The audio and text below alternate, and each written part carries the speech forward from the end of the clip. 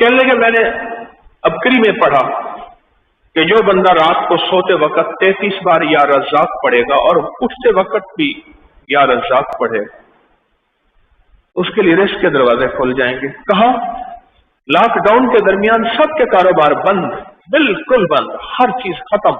میں نے یہ عمل کیا، فون کے اوپر میرا کاروبار شروع ہو گیا اور سارا نظام چلنا شروع ہو گیا، میری ہر چیز لاجواب ہو گئی.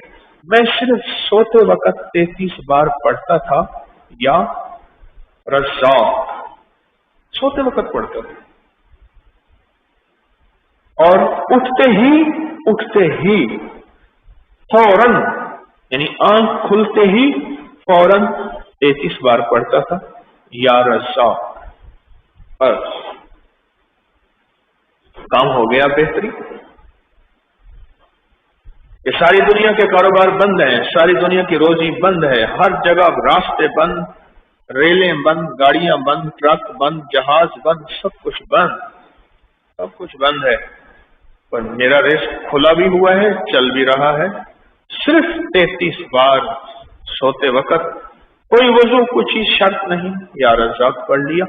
اور 33 بار یا رزاق پڑھنے میں میرے خیال میں کہ 1 منٹ بھی نہیں لگے گا، 1 منٹ بھی نہیں لگے، 1 منٹ بھی نہیں لگے. 1 منٹ سے پہلے نظام، غیبی نظام بن جاتا. آپ بولے یہ حصار ہے. فرماتے ہیں کہ میں نے اس حصار کے ذریعے اپنے جسم کی حفاظت کی. روٹی رزق بھی جسم کا حصہ ہے. اگر اس جسم کو روٹی رزق نہ ملے تو یہ عبادت کے قابل نہیں رہتا.